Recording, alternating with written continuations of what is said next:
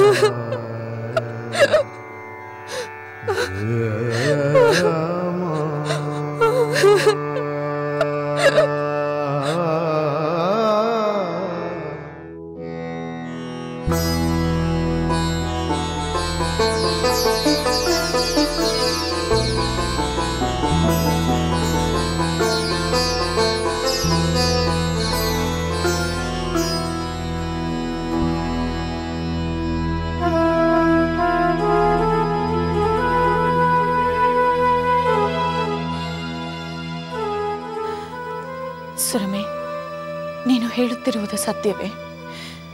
ರಾಮನ ಮಾಯಾ ಶಿರಸ್ಸನ್ನು ಸೃಷ್ಟಿಸಿ ಅದನ್ನು ಸೀತೆಗೆ ತೋರಿಸಿ ಅವಳನ್ನು ಒಲಿಸಿಕೊಳ್ಳುವ ನೀಚ ಕೃತ್ಯಕ್ಕೂ ಇಳಿದು ಬಿಟ್ಟರೆ? ಹೌದು ಮಂಡೋದರಿ, ತ್ರಿಜಟೆ ಬಂದು ಈ ವಿಷಯ ತಿಳಿಸಿದಾಗ ನನಗೂ ಜಿಗುಪ್ಸೆಯಾಯಿತು. ರಾವಣನಂತ ಮಹಾ ವ್ಯಕ್ತಿ ಮೋಹದಿಂದ ಎಷ್ಟು ಅಲ್ಪರಾದರೆಂದು ಬೇಸರವೂ ಆಯಿತು.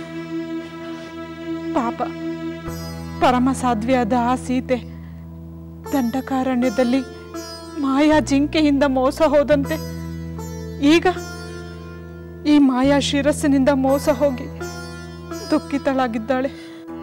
ಅಯ್ಯೋ ದುರ್ವಿಧಿಯೇ! ಎಲ್ಲಿ ನೋಡಿದರೆ ಮಾತೆ ಕೈಕಸಿ ತಮ್ಮ ತಂದೆಯೊಂದಿಗೆ ರಾಮನೊಡನೆ ಯುದ್ಧ ಬೇಡವೆಂದು ಲಂಕೇಶನನ್ನು ಒಪ್ಪಿಸಲು ಕಾಯುತ್ತಿದ್ದಾರೆ. ಆದರೆ ಅವರು ಅಲ್ಲಿ ಅಂಥ ಕಾರ್ಯವನ್ನು ಮಾಡುತ್ತಿದ್ದಾರೆ. ಮಂಡೋದರಿ, ಹಾಗಾದರೆ ಯುದ್ಧ ತಪ್ಪಿಸುವ ಪ್ರಯತ್ನ ನಡೆಯುತ್ತಿದೆಯೇ? ಹೌದು ಸುರಮಿ, ಈಗಾಗಲೇ ಮಂತ್ರಾಲೋಚನ ಭವನದಲ್ಲಿ ಅವರೆಲ್ಲರೂ ಸೇರಿರುತ್ತಾರೆ. ಅಕ್ಕ ಮಂಡೋದರಿ, ನೀವು ಈ ವಿಷಯವನ್ನು ತಿಳಿಸಿದ್ದು ಒಳ್ಳೆಯದೇ ಆಯಿತು. ರಾವಣೇಶ್ವರ ಇತ್ತ ಬಂದ ಕೂಡಲೇ ಸೀತೆಗೆ ಮಾಯಾ ಶಿರಸ್ಸಿನ ವಿಷಯವನ್ನು ತಿಳಿಸಬೇಕೆಂದು ಕಾಯುತ್ತಿದ್ದೆ. ಹೌದು ಸುರಮೆ, ನೀನು ಈ ಕೂಡಲೇ ಆ ಕೆಲಸವನ್ನು ಮಾಡು. ಈಗ ಅಶೋಕವನದಲ್ಲಿ ಲಂಕೇಶನೆಲ್ಲ.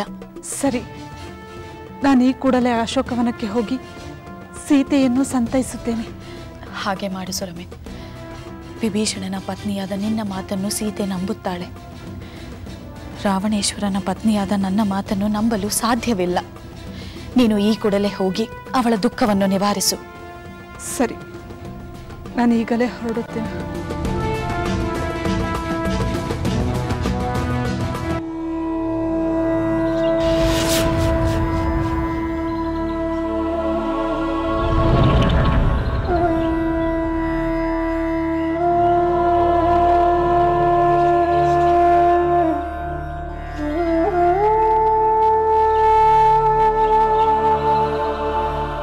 ಸೀತೆ,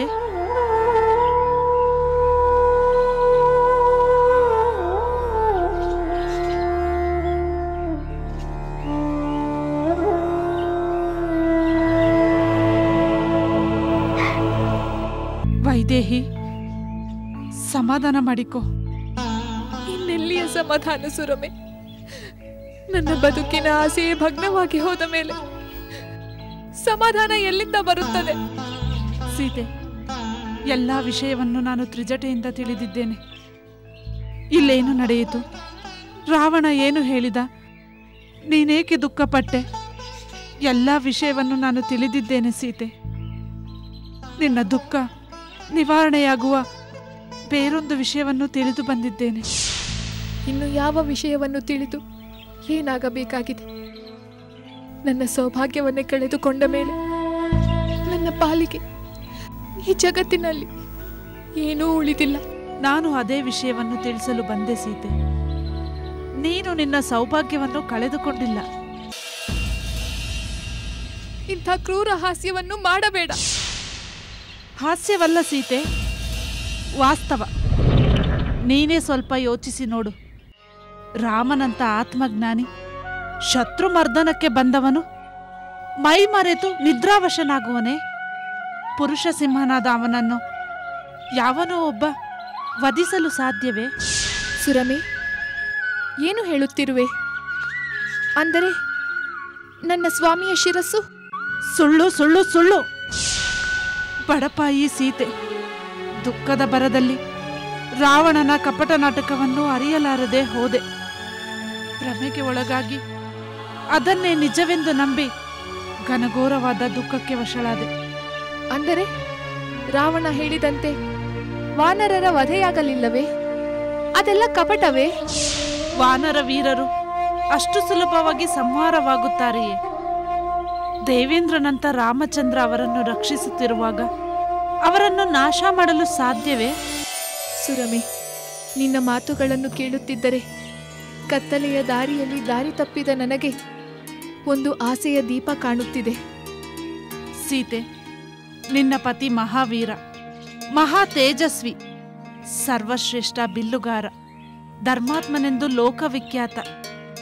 ಅವನಷ್ಟೇ ಪ್ರತಾಪಶಾಲಿಯಾಗಿರುವ ಲಕ್ಷ್ಮಣ ಜೊತೆಗಿರುವಾಗ ರಾಮ ತನ್ನನ್ನು ತಾನು ರಕ್ಷಿಸಿಕೊಳ್ಳಬಲ್ಲ, ಜೊತೆಗೆ ಅನ್ಯರನ್ನು ರಕ್ಷಿಸಬಲ್ಲ.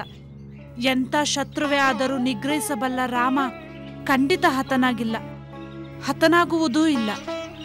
ಹಾಗಾದರೆ ಆ ಶಿರಸ್ಸು? ಈ ನನ್ನ 4 ಮಂತ್ರಿಗಳಾದ ಅನಲ, ಶರಭ, ಸಂಪಾತಿ, ಪ್ರಗಸ ಇವರೆಲ್ಲರೂ ಇದೀಗ ತಾನೇ ಲಂಕೆಯಿಂದ ಹಿಂದಿರುಗಿ ಬಂದಿದ್ದಾರೆ. ಆ ನಗರದ ರಕ್ಷಣಾ ವ್ಯವಸ್ಥೆಯನ್ನ ಚೆನ್ನಾಗಿ ತಿಳಿದುಕೊಂಡು ಬಂದಿದ್ದಾರೆ. ವಿಭೀಷಣ, ನಿನ್ನ ಮಂತ್ರಿಗಳಿಗೆ ನಮ್ಮೆಲ್ಲರ ಅಭಿನಂದನೆಗಳು. ಆ ವಿವರಗಳು ಏನೆಂದು ಹೇಳು ವಿಭೀಷಣ. ಹೇಳುತ್ತೇನೆ ರಾಮಚಂದ್ರ. ಲಂಕಾ ನಗರದ ಪೂರ್ವದ್ವಾರವನ್ನು ಸೇನಾಧಿಪತಿ ಪ್ರಹಸ್ತ ತನ್ನ ಸೇನೆಯೊಂದಿಗೆ ಸನ್ನದ್ಧನಾಗಿದ್ದಾನೆ. ಮಹಾವೀರರಾದ ಮಹಾಪಾರ್ಶ್ವ, ಮಹೋದರ ದಕ್ಷಿಣ ದ್ವಾರವನ್ನು ಕಾಯುತ್ತಿದ್ದಾರೆ. ಇಂದ್ರಜಿತು ತನ್ನ ಸೈನ್ಯದೊಂದಿಗೆ ಪಶ್ಚಿಮ ದ್ವಾರವನ್ನು ಕಾಯುತ್ತಿದ್ದಾನೆ. ಅವರೆಲ್ಲ ಕತ್ತಿ, ಗುರಾಣಿ, ಬಿಲ್ಲು, ಬಾಣ, ಶೂಲ ಮೊದಲಾದ ಆಯುಧಗಳಿಂದ ಸುಸಜ್ಜಿತರಾಗಿದ್ದಾರೆ. ಇನ್ನು ಲಂಕಾನಗರದ ಉತ್ತರ ದ್ವಾರವನ್ನು ಸ್ವತಃ ರಾವಣನೇ ಕಾಯುತ್ತಿದ್ದಾನೆ.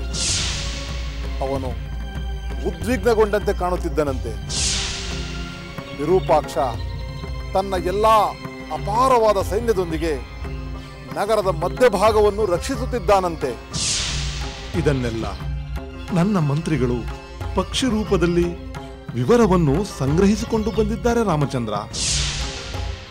ಹಾಗಾದರೆ ಆ ಶಿರಸ್ಸು? ಅದು ವಿದ್ಯುತ್ ಜೀವನದಿಂದ ಸೃಷ್ಟಿಯಾದ ಮಾಯಾ ಶಿರಸ್ಸು. ಮಾಯಾವಿಯಾದ ರಾವಣ ಹೀಗಾದರೂ ನಿನ್ನನ್ನು ವಶಪಡಿಸಿಕೊಳ್ಳಬೇಕೆಂದು ಈ ಕಪಟವನ್ನು ಮಾಡಿದ್ದಾನೆ.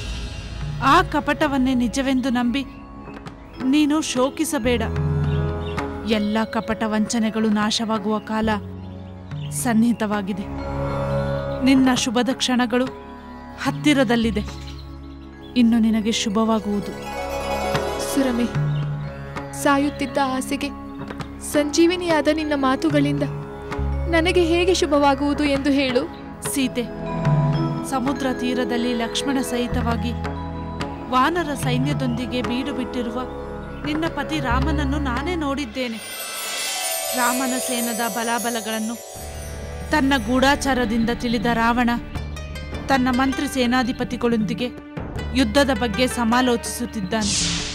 ಈ ನಡುವೆ ಕೈಕಸಿಯವರ ತಂದೆ ಮಾಲ್ಯವಂತ ರಾಮನೊಂದಿಗೆ ಯುದ್ಧ ಬೇಡವೆಂದು ರಾವಣನ ಮನವೊಲಿಸಲು ಪ್ರಯತ್ನಿಸುತ್ತಿದ್ದಾರೆ.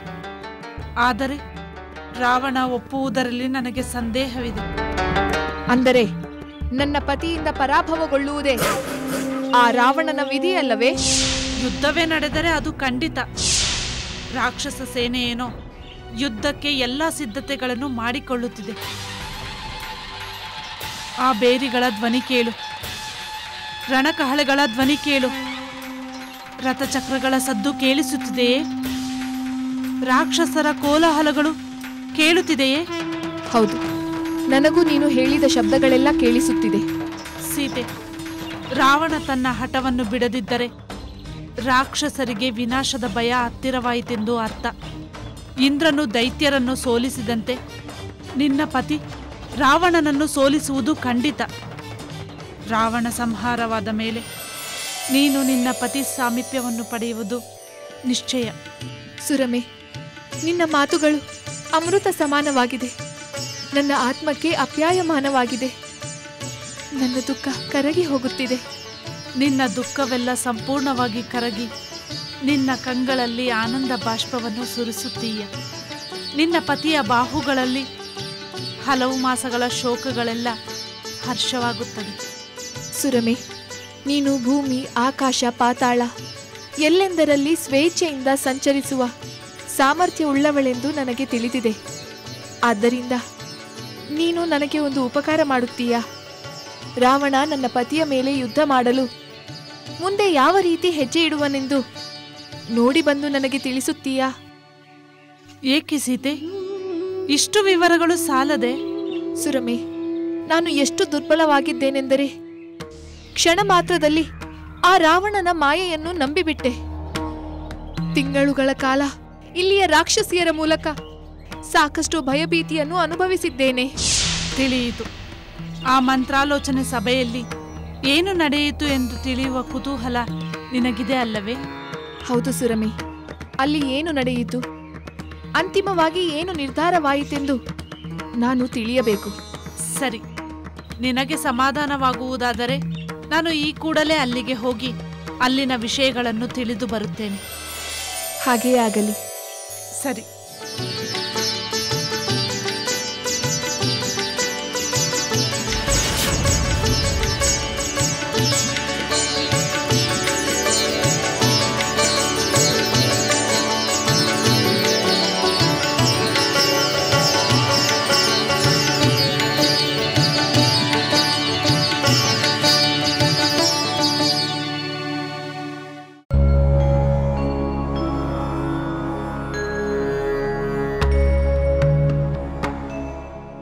ಲಂಕೇಶ್ವರ, ಹಿರಿಯನೆಂದೂ ನೀನು ನನ್ನನ್ನು ಗೌರವಿಸುವುದಾದರೆ ನನ್ನ ಮಾತನ್ನು ಕೇಳು. ಈ ಕ್ಷಣ ಶ್ರೀರಾಮನನ್ನು ಸತ್ಕಾರಪೂರ್ವಕವಾಗಿ ಆದರಿಸಿ ಅವನಿಗೆ ಸೀತೆಯನ್ನು ಒಪ್ಪಿಸಿಬಿಟ್ಟು. ಆ ರಾಮನ ಪರಾಕ್ರಮ ಎಷ್ಟೆಂದು ತಿಳಿಯಲು ಜನಸ್ಥಾನದಲ್ಲಿ ನಡೆದ ಅದ್ಭುತ ಘಟನೆಗಳೇ ಸಾಕ್ಷಿಯಾಗಿವೆ. ಈಗಲೇ ಎಚ್ಚೆತ್ತುಕೋ ರಾವಣ, ಎಚ್ಚೆತ್ತುಕೋ. ಅದ್ಭುತ ಘಟನೆಗಳು ಯಾವುದು ಅದ್ಭುತ ಘಟನೆಗಳು? ಸಾಮಾನ್ಯರಾದ 14,000 ರಾಕ್ಷಸರನ್ನು ಕೊಂದಿದ್ದ, ಅಥವಾ ಬುದ್ಧಿಗೇಡಿಗಳಾದ ಖರದೂಷಣರನ್ನು ಸಂಹರಿಸಿದ್ದು? ತಾತ, ಹಿಂದೆ ಕಿಷ್ಕಿಂಧೆಯಲ್ಲಿ ವಾಲಿಯನ್ನು ಹಿಂದಿನಿಂದ ಹೊಡೆದಂತೆ ಖರದೂಷಣರನ್ನು ಏಕೆ ಹೊಡೆದಿರಬಾರದು? ಈ ಕುತರ್ಕದಿಂದ ಯಾವ ಪ್ರಯೋಜನವೂ ಇಲ್ಲ. ಕುತರ್ಕವಲ್ಲ ತಾತ, ಸತರ್ಕ. ಆ ರಾಮನ ಶಕ್ತಿಯನ್ನು ಅದ್ಭುತ ಎಂದು ವರ್ಣಿಸುವ ನೀವು ನಿಮ್ಮ ಮೊಮ್ಮಗನ ಅದ್ಭುತ ಪರಾಕ್ರಮಗಳನ್ನು ಮರೆತು ಬಿಟ್ಟಿರಾ? ದೇವತೆಗಳನ್ನು ಜಯಿಸಿದ್ದು ಅದ್ಭುತವಲ್ಲವೇ? ಯಮನನ್ನ ಮಣಿಸಿದ್ದು ಅದ್ಭುತವಲ್ಲವೇ? ಕೈಲಾಸ ಪರ್ವತವನ್ನು ಅಲುಗಾಡಿಸಿದ್ದು ಅದ್ಭುತವಲ್ಲವೇ? ಬ್ರಹ್ಮ ಮಹೇಶ್ವರರನ್ನು ಮೆಚ್ಚಿಸಿ ಅವರಿಂದ ವರಗಳನ್ನು ಪಡೆದಿದ್ದು ಅದ್ಭುತವಲ್ಲವೇ? ಅದೆಲ್ಲ ಸರಿ ಕಂದ, ಆ ಹೆಮ್ಮೆ ನಮಗೂ ಇದೆ. ಅದು ಚಿರಕಾಲ ಇರಬೇಕೆಂದು ನಾವು ಬಯಸುತ್ತೇವೆ. ನೀನು ಸರಿಯಾಗಿ ಹೇಳಿದೆ ಕೈಕಸಿ. ಯಾವುದೇ ರಾಜ ಚಿರಕಾಲ ಆನಂದದಿಂದ ರಾಜ್ಯವಾಳಬೇಕೆಂದರೆ ಅವನು ಬಹಳ ಎಚ್ಚರದಿಂದಿರಬೇಕು. ಸುಸಂಸ್ಕೃತನೂ ಸುಶಿಕ್ಷಿತನೂ ಆಗಿರಬೇಕು. ರಾಜನೀತಿಯನ್ನು ಮರೆಯಲೇಬಾರದು. ಏನು ತಾತ, ಚಿಕ್ಕ ಮಕ್ಕಳಂತೆ ನನಗೆ ಉಪದೇಶ ಮಾಡುತ್ತಿರುವಿರಿ?